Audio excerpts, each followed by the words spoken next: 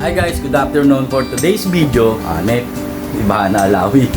So, magme-merienda kami. Ayan, bumili ko ng pansit canton at monay, no? Common merienda lang naman namin to. Pero hindi ito yung gusto kong i-share sa inyo. Eto, tignan nyo. So, ayan, ang aking anak. Gagawa siya ng DIY na ice cream. Ayan, bumili siya niyan. Ayan. Tapos, asan yung Hershey na? Ayun. Ito, bumili pala ako na itong Hershey powder. May mix niya para may lagay doon. And then, wala kaming chocolate na pwedeng durugin. So, ito lang, sprinkle na lang. Tsaka maliliit na marshmallow. Ayun. And then, ito, para magi siyang magi siyang Rocky Road, bumili ko ng nilagang mani. Adobong mani pala. Hugasan ko to guys kasi may may asin.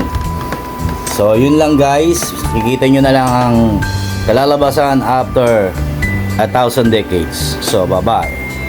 Peace. One eternity later.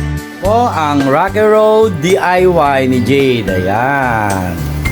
Uy, sobrang lamig. Look at that, guys.